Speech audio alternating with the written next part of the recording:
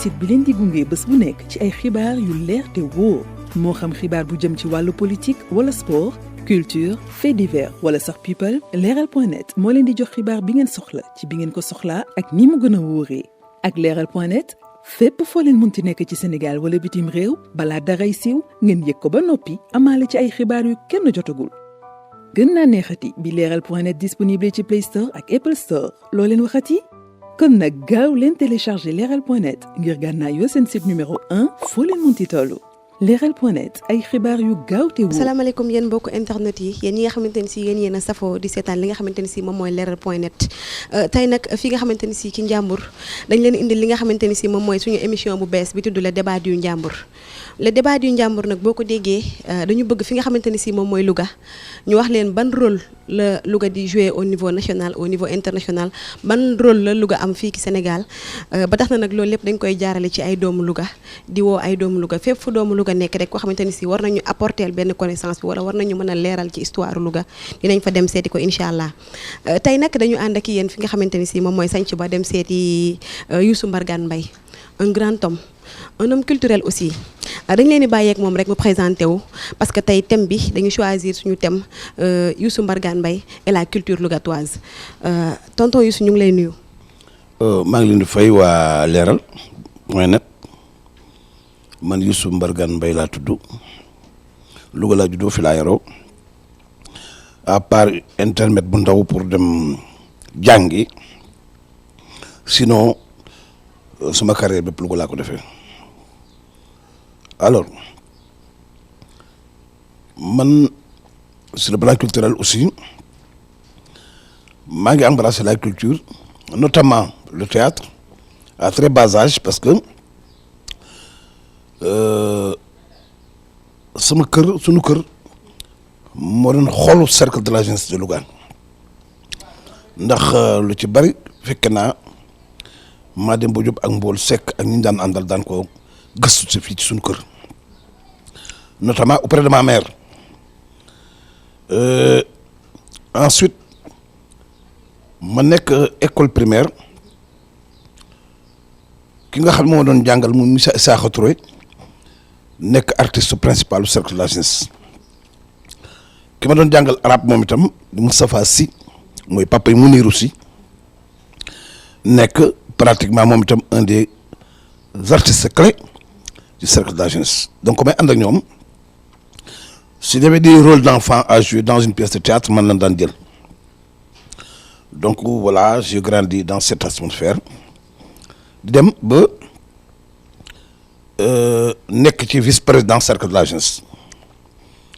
ànd ak cercle de la jeunesse un peu partout dans le monde ba ni ma génne formé mon propre groupe muy le Ngalam de Louga qui 6 mois après sa création est devenu champion du Sénégal avec sa fameuse médaille d'or à la 3e quinzaine nationale de la jeunesse et de la culture ensuite sama fonction bi nga xam ne ma ko donn mooy ma fonction de griot ci ndey ak ci baay bon dem naa jàngi mais teewul je suis resté conscient de cette fonction là parce que li wolof naan la nga doon boo ko bañee daa fekk nga gën ci ay yees alors donc muy fonction moo xam ne dama ko entretenir def ci sax ay recherche pratiquement ak ay bind ba dem ci ba nekk maintenant le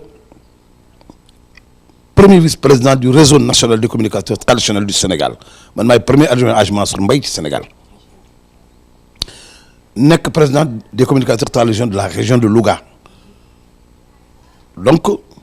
c'est ça un peu Youssou Mbargane qui est artiste à part ma fonction de griot dramaturge poète d'ailleurs vous êtes venu à point nommé ci quinzaine de la femme bi bind naa ci benn hommage à la femme kooku xam naa dinaa ko lire pour rendre ci hommage à ma mère mais également à toutes les femmes du monde mais particulièrement aux femmes sénégalaises qui ont joué un rôle prépondérant ci biir réew mi également nekk naa aussi j'ai écrit des pièces de théâtre qui ont été primées. J'ai fait des chorégraphies yoo xam ni ngalam sama troupe représenté na ci Sénégal un peu partout dans le monde, en Amérique, en Europe, en Afrique, partout. Également, maa ngi préparé la sortie d'un livre, de 2 livres sax. Benn bi c'est un peu sur l'importance des proverbes et dictons sénégalais, mais également sur le défense et illustration du patrimoine immatériel et le paradigme du Njambur. Donc sur le plan culturel c'est un peu ça. Donc voilà, de manière ramassée li ma bëggoon wax un peu ci sama présentation bopp ba noppi nag Njambur est fier. Bon vu que présentation bi dégg nañ ci nga wax ci loo xam ne nga ne da nga am benn loo xamante ne si da nga ko doon ci sa yaay ak sa papa aussi dégg nañ nga wax ci yenn moo nga ni être griot c'est un médium aussi nga ni être griot c'est le gardien de la tradition, mais aussi un griot doit être l'émanation du corps social. Pourquoi nga tegale ñetti paroles yooyu nga wax ko ci griot? Pourquoi comme niñ gisee griot tey ñi nga xamante ne si seen poche rek moo leen tax a jóg, lan moo tax loolu? waaw mais c'est comme géer ñoo xam ni aussi wut tur yu bees ak maam yu bees moo leen tax a jóg, parce que am nañu xaalis boo xam bi sonn mu ci, donc foog géwél bu ñeme yàlla dend ak ñoom. C'est exactement le cas de la société sénégalaise actuelle, parce que le rôle du griot il doit être éminemment positif, du mayma ak am déedéet. xam nga dama wax ni le griot est l'émanation du corps social. Il est le milieu, il vit dans le milieu. Il est le milieu, il vit dans le milieu, il vit le milieu. Et mani le griot, quand le mot sort de sa bouche, il doit être un matériau de construction. Parce que tey da ngay gis am na des guerres sax qui sont érigés en griot maintenant. Tu vois dans les médias, quelquefois tu es sidéré, tu es ulcéré par les énormités yi ngi ci dégg ñu koy wax te dara taxul ñu koy wax loolu xaalis gëmbuñu ci dara. Donc moo tax ma ni géwël yi dafa am rôle bu ñuy war a jouer dans la société bi ñu nekk te li yàq réew mi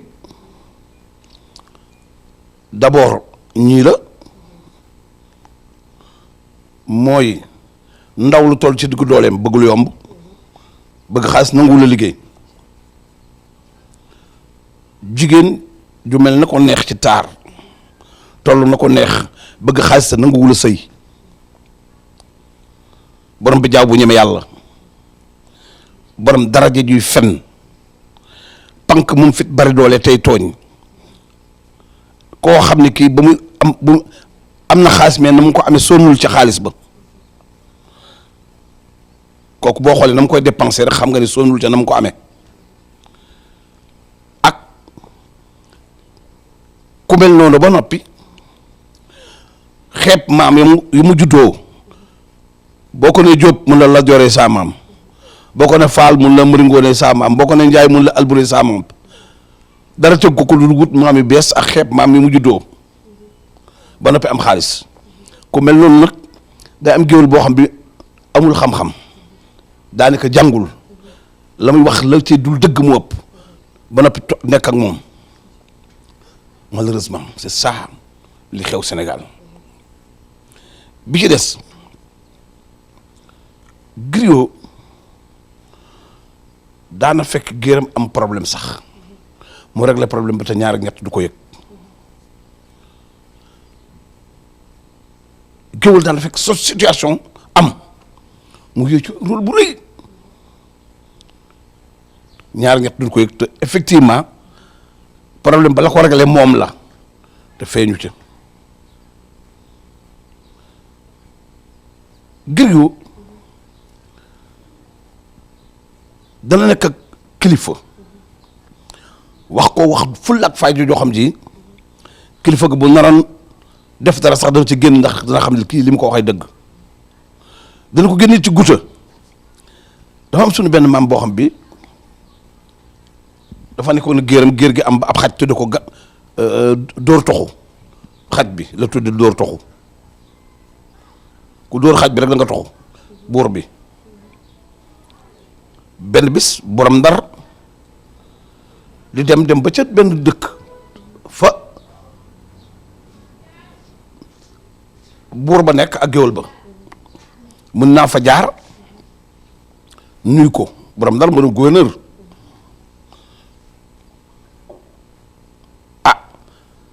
ñu yegg si xaj bi seen leen ak fas yi ñu war ak pënd bi rek xaj bi attaqué leen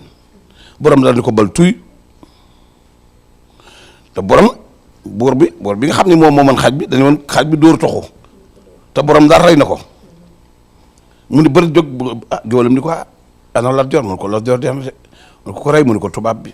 ana Alburi mu ne ko Alburi dem na de ko lu tax mu ne ko tubaab bi ana Samori mu Samori dem na de ana ma ko rey mu di ko lim ni ko waaye nag ñooñu dañoo dee bàyyi fi way yow nag bu la borom Ndar rey ñun na ndax xaj baa ko rey dana am nga am gàcc xaj baa tax mu rey ko mu daal di toogaat borom Ndar doxinam ba noppi ñu romb fa dem mu jël xaj ba suuli kooku su fa géwél ba nekkul woon pour jouer ci moom rôle boobu tey dana ñaaw lool parce que dañ naan kii borom Ndar da ko rey xajam c'est pour donner un exemple ci rôle bi géwél war a jouer donc vraiment pour ramasser damay wax ne le griot n'est pas un simple récitant il ne doit pas être un vil divertisseur parce qu'étant le gardien de la contradiction le gardien de la tradition ki nga xam ni dafay fexe ba ay contradiction yu bari am mais dana ci liggéey ba dara du ñaaw c'est ça le rôle du griot. gis nañ ni nga mel ci culture ak yi ngay joué ci culture surtout culture Louga ñu lay laaj yan rapport nga am ak Fesnac ak Fesman. Bon, Fesman, l'idée originelle était très très bonne, mais il y a eu des déviances. Ah ouais, mais ki nga xam ne moo ko xalaatoon wala boog ñi les pères fondateurs ku mel ne Léopold Sédar Senghor ku mel ne Alioune Diop et cetera li ñu jubluwoon mooy fexe ba les cultures africaines ou les cultures africaines américaines nekk culture yoo xam ne yi dañ koy fësal dans le monde pour que ñu gën koo mën a jëriñoo moo tax Senghor organisé le premier festival mondial des arts nègres en 1966 à Dakar avril 1966 de l'autre André Malraux bi mu nekk ministre de la culture en France bi mu ne cëpp Ndakaaru ci festival mondial des arts nègres dafa ne pour la première fois dans l'histoire de l'humanité un homme détient entre ses mains périssables le destin de toute une nation ça loolu Senghor rek moo ko mas a am ki commencé wax nekk ministre français de la culture André Malraux grand écrivain grand homme de culture ñu dem ba jëmi jamono ñu ni nañ ko defaat au Nigéria ak le Festac jóge fa dem Alger daal ko fa yemale ba Abdoulaye Wade ñëw c'est vrai son mérite c'est d'avoir voulu ressusciter le Fesman mais dañ ko dévoyé bon je n'en dirai pas plus mais c'était une catastrophe nationale voilà. Aussi gis nañ le Fesnac aussi l'idée originelle était bonne parce que le Fesnac a été créé par Abdou Diouf en 1997 à Thiès fa lañ ko créé fa lañ ko njëkk a defee la première édition def ko 99 après ñu bàyyi ko bi Abdou Diouf daanoo ñuy dem ba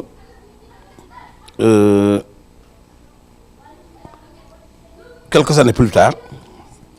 ñu organiser ko à Saint-Louis après Saint-Louis sax egguloon parce que dafa amoon je crois que c'était Senghor dafa décédé woon ñu arrêté ko mais ce qui est certain mooy dañu dem ba aussi la dernière édition même bi ñu def à Louga était édition bi nga xam ni moo ci gënoon doy waar parce que finalement kenn xamul lu muy nuru bien que engouement populaire bi amoon na ci les populations lougaitoises étaient engagées mais l'organisation était mauvaise. waaw à Louga il y avait un problème d'organisation donc vraiment et ensuite dem nañ ba li ñu tuddee woon évaluation ñun ñi nga xam ne ñoo organisé woon ñu organisé ko suñu dëkk ba ñuy évaluer kenn woowuñu ah oui on a pris les présidents de conseils départementaux lu seen yoon ci problème culture boobu à ce niveau alors ñu ciy évaluer qu'est-ce qu'ils vont dire nous on voulait évaluer et l'organisation muy le contenant et le contenu parce que il fallait le faire moo tax it heureusement bi ñu ñëwee dañ ko gelé nañu arrêté pour voir quels ont été les problèmes yi am et cetera et cetera et nous espérons que daan nu laaj suñu xalaat le FESNAC en lui-même il est bon mais nag dañ koy organiser d'une autre manière ensuite qui trop embrasse mal et train il y a trop de choses là-dedans yoo xam ne daanaka xamoo sax noo koy defee 14 régions nga bëgg auditionner ñëpp en 3 jours mënul nekk 14 régions léegi da ngay toog bëgg waa jury bi di nelaw guddi nga bëgg ci organiser compétition de danse donc 14 régions pour compétition de danse théâtre bi 14 régions pour 14 troupes ak maintenant la musique traditionnelle 14 régions yëpp tout ça en 3 jours mënul ne il faut que d'abord ñu koy jël par à mon avis ñu ne année bi tey festival FESNAC bi musique traditionnelle rek lay doon wala année bi ci danse rek lay doon wala année bi ci fête ki lay doon théâtre. comme ça évaluation bi di gën a yomb et puis c'est plus gérable voilà donc c'est comme ça voilà. d'accord ki sa biir yi wax léegi dégg naa nga tudd ku mel ne président Abdoulaye Wade ku mel ne président Abdou Diouf ma doon la laaj yan relation nga amoon yow ak Abdou Diouf yow ak président Abdoulaye Wade yow ak Mademba Diop aussi yow ak président bi nga xamante ni si moom moo fi nekk Macky Sall. oui Abdou Diouf nous étions les jeunesses dioufistes donc ça bu ma ko waxee loolu ku ne na xam relation bi ni mu war a demee. mais yàlla dafa def it nag man il me regardait d'un œil très culturel naa leen woon aussi benn truc que j'ai écrit sur lui moo tuddee mooy bi ñu ko tuddee le grand boulevard bi waaw ma tuddee ko symphonie pour le retour au royaume d'enfance ak les réalisations yi mu def moom ici à Louga ça c'est indéniable parce que Abdou Diouf dafa nekk un homme atypique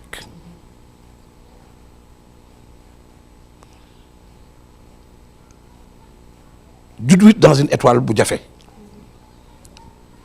parce que dama ko wax ni ko le chiffre 5 c'est comme un signe prémonitoire ci Abdou Diouf 5 dama ni Abdou est né en 1935 bachelier en 1955 Abdou son prénom 5 lettres la Diouf son nom de famille 5 lettres Habib le nom de son meilleur ami c'est 5 lettres Thiam le nom de Habib Thiam 5 lettres Louga la ville natale 5 lettres Thiaka mooy maamam pré-chevalier du Jolof des chevauchés fantastiques 5 lettres Latir le préfet bi ko recevoir un soir de septembre 5 lettres Abdou a été gouverneur à 25 ans premier ministre à 35 ans président de la République à 45 ans il quitte le pouvoir à 65 ans donc mais aussi def na Louga loo xam ne li aussi lu am solo la que les gens doivent savoir parce que le plan du Grand Louga d'Abidjan ñu ko tracé ñu organiser fi la fête de l'indépendance ñu defar fi gouvernance ak route bi jaar buntu gouvernance defar fi la caisse de sécurité sociale defar le stade Albouri Ndiaye defar les HLM Ndiambour jëlee télé bi SPIA ba mu dem ca armée ya defaraat bi jógee armée ya ba dem Kër Kabasi sapeur pompier rénover la mairie jëlee marché bi fii yóbbu ko fee tuddee fee marché central fii grand marché defaraat la police ENEP EFI ci programme bi la bokkoon defar la stade Albouri waaw te pourtant il était le président de tous les Sénégalais du waa Louga rek faluñu ko et pourtant il a tenu à le faire lors de la fête de l'indépendance de 1982 kooku mooy Abdou Diouf. Abdoulaye Wade on a eu aucune relation aucune non recevoir nañu benn yoon bi ñu jógee au festival des peuples du désert à Dubaï ñu gagné toutes les 6 coupes là-bas bi ñu mettre en communication bi en compétition mais yaa rax mu Samba Ba ni bon comme c'est le bàyyi leen sama région la bàyyi leen man ma yóbbu leen pour que le président recevoir leen mu recevoir ñu voilà et puis c'est tout il y a pas autre chose. L'actuel président Macky Sall je sais que s'il ne tenait qu'à lui bu ñu dañuy tànn maître de cérémonie à chaque fois suñ ko nee tànnal dana ma tànn man xam naa loolu mbaa dana ma boole ci ñi mu tànn pour la bonne et simple raison que mon fils là le caméraman xam na ci dara je faisais partie des 3 communicateurs traditionnels yi ñu tànnoon pour ñu ànd ak moom dans les 45 départements ci campagne électorale bi passée donc moom c'est naturelle relation boobu aussi la ñu am Abdoulaye Wade bu ma ko joxee loxo du xam sama tur waaye Macky Sall bu ma ko joxee il me dit Youssou Mbargane na nga def donc c'est ça la nature de nos relations. Mademba Diop ci li def c'est mon père spirituel parce que c'est lui qui m'a fait aimer la culture en général et le théâtre en particulier. Et avec lui j'ai gravi pratiquement tous les échelons ba egg ci fi ñu egg nga xam ne dem naa ci ba nekk président de la fédération sénégalaise de théâtre populaire donc ça c'est important que ma wax ko et puis comme il était membre fondateur du cercle de la jeunesse de Louga pendant que je naissais moi lañu créé cercle de la jeunesse donc oui Louga dafa teel a jouer ce rôle là dans le pays te boobu Louga n'était qu'un simple département boo xam bi qui dépendait de Diourbel booba la région de Diourbel était composée de 6 départements département de Diourbel département de Mbacké département de Bambey département de Linguère département de Kaymer département de Louga muy benn région ñu koy wax la région de Diourbel à l'époque bi Louga demee lañ ko boole Kébémer ak Linguère mu nekk la région de Louga donc c'est comme ça que ça s'est passé. ku tudd Louga aussi xam ne tamit ba tey ci dëkk culture la gis nañ fi cercle de la jeunesse gis fi aussi ngalam bi nga xamante ni si yow yaa ko créé woon mais gis nañ ni tamit ba tey culture ci biir Louga dafa des lan moo waral loolu. dafa des par rapport à quoi ak dafa des par rapport à quelle ville et qui fait mieux que Louga. D'accord, il y a pas des villes qui font mieux que Louga mais gis nañ ni Louga li fi war a am lépp ci culture genre boo xoolee tey benn édifice la nga am muy centre culturel de Louga que centre culturel salle bi gis naa ni salle bi rëyu rëy boo xam ne mën nañ fa def yenn genre théâtre yi wala mën na accueillir yenn nit yu bari yi. Oui, le centre culturel je n'en parlais pas parce que c'est une affaire de l'État sénégalais état la ñooy seet li ñu bëgg a def ak fu ñu koy defee mais par rapport à la culture au niveau de Louga d'abord dafa nekk de manière disons historique dëkk boo xam bi naka jekk c'est un bouillon de culture alors boo ko dee xool fa ñu déparé bi ñu def indépendance Louga nekk moins de à peu près après 20 000 habitants 20 000 di jouer les grands rôles de gagner toutes les compétitions yu nekkoon d'ailleurs quelquefois on nous tire en dérision nos cousins de Saint-Louis disent que waa Louga ay fecckat lañu ce qu'il faut compétition théâtre la Louga mas a gagné compétition théâtre le Louga mas a gagné boo masaan gis ay ci yeneen dëkk yi nga daan dem ñuy làng ci mbedd mi di ay góor di fecc ak yooyu mais y avait des danseurs à Louga mais il le faisait à chaque fois que le besoin bu événement amee ba noppi ñu dem def ay recherche ci des danses qui sont en voie de disparition génnewaat ko donc ça c'est important c'est comme les chants les rythmes alors ma gis aussi ni Louga en dehors de ce qui se faisait autour du cercle de la jeunesse ou autour du Ngalam Louga ci njëkk a def foire au bétail muy marbat nga xam Louga une bonne partie de l'Afrique occidentale française Louga moo leen daan rawitaaye en viande et en bétail boobu commandant Watel la fi ne benn tubaab bu ñuy wax Cornu Gentil di haut commissaire français ak Abel Jandé ñu fi nekkoon marbat d'ailleurs li mu signifie en langue hassaniya mooy jotuma koo yeew sax mu jar donc oui ñu koy def foire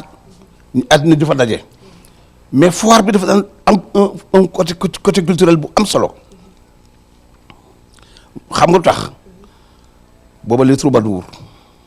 les conteurs les laawaankat les taaxuraankat ñëpp dañ fi daan daje autour de ce marché là marbat ñu mujj ni Louga école la ku dem marbat xam loolu moo chapeauté la culture à Louga ñuy dem ba jëmi jamono aussi en dehors des compétitions yi ñu daan gagné ñu créé fi le FIFOL festival international de folklore avant le FESFOP tey la plus grande manifestation culturelle privée du Sénégal Louga ko organisé mu ngi koy organisé chaque année te année noo ngi jëm ren ci 20e anniversaire c'est que le problème mooy cette manifestation n'est pas médiatisée elle n'est pas médiatisée loolu tax mënoo ci dara médias yi mënoo leen déplacer nu mu la neexee c'est pas possible te comme c'est une manifestation tout à fait gratuite et chaque année nous recevons 12 pays am na benn année Taïwan la ñëw am benn année Brésil am benn Afrique du Sud les Européens viennent chaque année l'Afrique de l'Ouest la Guinée le Mali le Burkina le Bénin dañu ñëw chaque année mais malheureusement waa gars yi en dehors sax dañ naan lu ko dara xew fa or li fa xewul fenn Sénégal et sur le plan culturel le FESFOP muy le festival international de folklore et de percussion de Louga moo fi la seule organisation privée culturelle boo xam bi par exemple tey ñoo ngi employé 9 personnes di leen fay mensuellement 9 ñoo fi am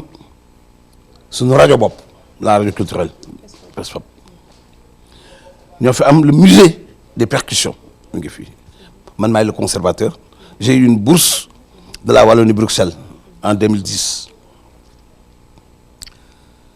ñoo fi am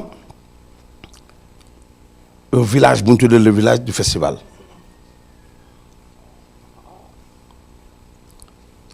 ñoo fi ci biir village bi am nañ fa à peu près un réceptif de plusieurs chambres climatisées ak téléviseur ci biir am un restaurant une salle polyvalente ak un arboretum c'est un lieu boo xam ne dañ fay def ay plantes yoo xam ni c'est des plantes médicinales éclairage bi ren matériel bi ñu recevoir muy son et lumière rek 7 millions lañ ko dédommagé lañ ko dédouané et c'est pour nous sièges yi ñoo ko moom scène bi ñoo ko moom tout am na grand festival yu ñu ngi dégg fii ñun dañ leen daan abal matériel qu'est-ce qu'on veut seulement il nous reste la médiatisation voilà mais à Louga li fa amul ci benn dëkk ci Sénégal Dakar mooy capitale ba en dehors la biennale lan moo fa nekk. kon est-ce que desul tamit waa Louga wanewaat seen bopp wanewaat li nga xamante ni si moom lañ am jéem a montrer carrément ne ko Louga ba tey culture bi fi amoon moom moo fi des. comment. bon à travers la médiatisation ak yeneen ak yeneen. waaw médiatisation dama ne xam nga ñun médias yi moom mënu leen ensuite pour yëkkati leen c'est autre chose je préfère ne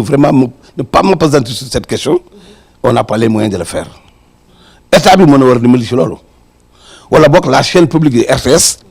mën a de temps en temps mu ñëw man gis naa temps bi bi ñuy def le festival de Kébémer bi Abdoulaye Wade nekkee président ñu fay organiser journal parlé journal télévisé ñun dañ koo mën a bu ko mën a am nga xam. est-ce que bu ngeen xeexee loolu tamit du ngeen ko am. boobu ba léegi ñu xeex ñun pour am fréquence bi rek il nous a fallu près de 10 ans pour am la fréquence bi ñoom pour ñu am ko rek il nous a fallu près de 10 ans on nous a écrasé. bon mais est-ce que jaar ngeen fi ngeen war a jaar est-ce que tamit jaar ngeen ci ñi nga xamante ni si ñoom ñoo fi nekk genre le maire il est le maire il est le ministre aussi yaay ñeneen ak yeneen tête yoo xamante ni si war ngeen fa mën a jaar tamit. ñun daal fi ñu war a jaar nañ fa maintenant keneen kuñ ko wax foo boo jaaree fa nga war a jaar xam nañ boo jaarul fa nga war a jaar. Sur le plan international dañ doon gis ni Louga ay jeunes yi dañ doon voyager lu bari ci côté culture ca culture moo doon tax ñuy dem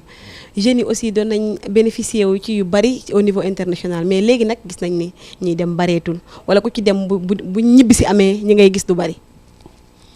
Oui, mais c'est de bonne guerre. D'abord, maintenant, Européens de plus en plus, ils ferment ces portes. Voyage dans des voyage au festival d'été, là. Te légui, festival d'été,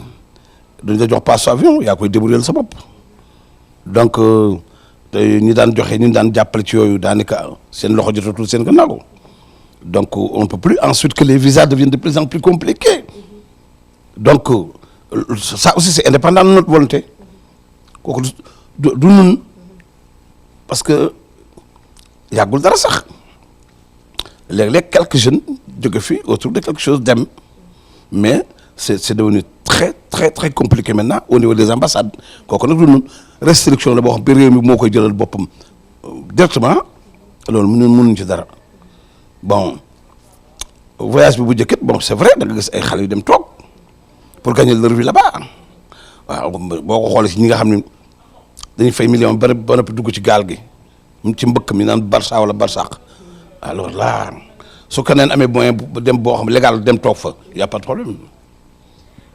D'accord gis nañ ni aussi tamit côté culture ci biir Louga genre li ñuy organiser ay activités bariwul biir Louga activité culturelle yoo xamante ni si jeunes dinañ ci mën a gis seen bopp tout le temps lu tax loolu. Mais pourquoi toutes les questions ont des effets négatifs? Or, c'est pas le cas. Le problème, moi, je vais donner un exemple. Il y a le FESFOP à Louga, annuel. Il y a le FIRPI, le Festival de contes, qui est annuel chaque année. Il y a le hip-hop, qui organise les 72 heures, qui est annuel. Il y a le FESTEF, le festival, c'est pour que les élèves apprennent le français à partir du théâtre. C'est annuel.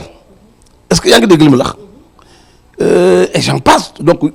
périodiquement, il y aura au mois de mars les rencontres internationales francophones Abdou Diouf qu'on organise tous les 2 ans. Qui fait mieux au Sénégal? Qu'est-ce que fait? Qu'est-ce que ok mais est-ce que xalaatuñu tamit xale yi. war nañ leen war a mën a yar ci milieu culture comme que loolu lañ xamee waa Louga ñu yar leen ci ba ku ci jugaale wala ku ci màggaale ñu amaati ci beneen image ba xale yi gën a xam ne tamit lii moo nekk biir Louga. waaw mais dans ce que nous faisons xale yaa ngi ci biir dans toutes ces organisations là xale yi rek ñoo koy organiser ñun on fait qu'orienter ñun ñoo ko créé c'est vrai suñu idée bopp la mais xale yi ñoo ci ëpp alors xale yooyu nag ils n'ont qu'à prendre leur responsabilité xool ci ñun def ñun ba mën a egg foofu à ce niveau loolu nag je pense que ils sont sur la bonne voie parce que ñu ngi ci biir bureau yi ñu ngi ci biir activités ñu ngi commission d'organisation yi ñoo ko yor principalement donc vraiment ils sont en train d'être formatés à ce niveau. aussi ku wax Louga wax Baye Djily Mbaye te ku ne xam na ni nit la koo xamante ni si li mu def biir Louga yaakaar naa ni ñi ko fi def bariwul nga wax ñi tuuti ci Baye Djily ak tey Baye Djily bu doon dund Louga nan lay mel. bon Baye Djily dama bindoon ci lii ma bind ci Abdou Diouf naa ko jël léegi sax lire ko dama ni sa vie ici-bas était comme celle d'un météore waaye nag li muy gàtt am na njëriñ moom lañ tuddee woon la mamelle généreuse du Njàmbur Baye Djily nekkoon un homme unique en son genre nekk un homme d'une grande générosité wërsëgam bi ko yàlla joxoon li wërsëg yi bari Louga moo ko gënaloon wërsëg bi wërsëg bi kenn ci Louga mënu ko waat parce que lu bon boo amul woon boo jotul woon ci moom it am nga ko jot ci moom ku mu jox lu mu la jox ba noppi moo amoon ci Louga ay ambition yu mag loo taxoon mu commencé li mu commencé def fi ay route def fi ay de somptueux palais yoo xam ni dégg naa ci làmmiñam man ma toog mu wax loolu mu ni bi may tabax palais bu ndaw bi ak bu mag bi ñu ci bari dañ ko doon critiquer mais li ma ci jublu mooy chaque année tous les émirs du Golfe ñoo di fi vacances yi buuri yi ci Arabie Saoudite ak Koweït ak Bahreïn ak Abu Dhabi ak ñëpp at mu jot ku ñëw vacances dem sa morom dem te booba ba mu koy wax nee na kenn ku ci nekk sa fukki fan 800 millions la à l'époque te 800 millions ca bu jamono booba moo ëpp ay 800 milliards léegi boobu loolu la ci jubloon ça voulait dire que Louga naroon na am benn essor bu doy waar par rapport ak Baye Jëli wax na li ma ci waxit nag lu ci nekk yàlla daf maa jàppale ba bi nga ko wax damaa toog déglu ko te bu ci nekk maag Babacar Sarr ànd nañu mu ni li mu bëgg mooy internationaliser aéroport Saint-Louis nga xam ne gars yi bu ñëw foofu la ñuy wàcc def autoroute Louga Saint-Louis defaraat la route ba géej ga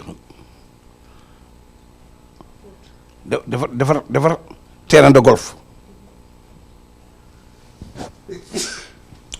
defar terrain de golf donc boole ak palais bi nga xam ne palais yi nga xam ne c'était déjà fait donc loolu waroon na nekk loo xam ne ci moom ambition bu mag bu mu amoon pour Louga te loolu bu ko amoon heure bii tey Louga dàq ci réew dëkk ci Sénégal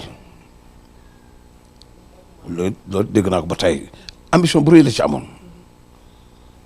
d'ailleurs boo ko dee xool bu gàmmu masaan jot Sénégal gépp fu waaye mën a gàmmu bu mu ñëw jotee Louga la lay fekk baxtu bàyyi jëlee taxoon li ñu ñaan mooy que ñi mu fi bàyyi yàlla kattanal leen ba ñu egg fu gën a kawe foofa waaw. waa ñu wax tuuti ci li nga xamante ni si aussi moom mooy Samba Khary Cissé lan nga ñu mën a wax ci Samba Khary Cissé ci biir Louga. Samba Khary Cissé nag chef de province la woon moo doon chef de province du Njàmbur bon dëkk cox na nekkoon kilifa gu bag ñu ràññi ko vraiment moom it mu nekkoon une figure de proue de l'histoire de Louga. ñu ñëw ci Maam Borom Touba dégg naa ci say biir yi wax nga ni bi muy dem di voyage ci train bi muy jugee Louga di dem bi mu jullee ba pare dañuy yàlla barkeeral suufu Louga léegi loo ñu mën a wax ci voyage am boobu ak lan la def ci biir Louga. mais li mu ci def mooy dafa ñëw fi yendu ci gaar bi ba ngoon rek xam nga Serigne Touba ay mbiram dafa nekk mbir mu doy waar mais li ëppoon solo mooy que séjour spirituel yi mu daan def ñëw na Louga juróom benn yoon yoo xam ne fi ñëw def retraite spirituelle maanaam fekk benn bërëb mu toog fa di ñaan loolu moom lañu gën a jàpp ci moom d'ailleurs li tax Louga am barke bi mu am ci biir Sénégal Sëñ Tuubaa da ko ñaanoon li nga xam ne aussi moom la population Louga defoon bi mu yendoo ci gaar bi ba ngoon ñëpp dañoo àndanoon taxaw ci gaar bi ni ko dañu jaay suñu bakkan tubaab bi mais doo dem mu leen bàyyi leen ma dem liggéey bu ma ñëwee ngeen añ loolu taxoon bi mu yéeg ci bopp saxaar gi nag ci locomotive bi la demee boobu nit ñi dañ tubaab bi dafa defe ni gars yi dañuy ànd effectivement loolu lañ daan ànd ak moom Ndar mu bàyyi ba ñëpp yéeg ci wagon yi ñu dem yóbbu ko ci bopp saxaar gi lonki wagon yi yóbbu ko ak bopp kese bi mais bi mu yéeg dafa ne yàlla barkeel na suufas Louga d'ailleurs boo dee xool man su ma nekkoon maire Louga tey lenn rek moo dese tali yu baax ci Louga malheureusement amu fi parce que le choix n'a pas été bon. choix wu maire wala. oui le choix n'a pas été bon. kon daal gis nga ni Louga war na amaat beneen maire bu dul bi fi nekk. ne waxuma choix wu maire c'est le peuple qui choisit mais choix politique yi ñu def pour que par exemple projet bi nga xam ne moom la Macky Sall créé muy Promoville mu indi wala indi goudron yi boo demee tey ay séjour Kolda man mi ànd ak moom plusieurs jours ñooñu ils ont fait bon usage de kii bii nag tali yi ñu am dañ ko dem sànni ko ci àll bi te l'existant baaxatul woon donc moo tax ma ne le choix n'a pas été bon il n'a pas été pointu. loo ñu mën a wax aussi ci Seydi Hadji Malick Sy moom mi nga xamante ni si aussi am na fi njaboot fii ci biir Louga. waaw Seydi Hadji Malick bi mu jógee Ndar Louga la waroon installé si fekk Maam Malick Sall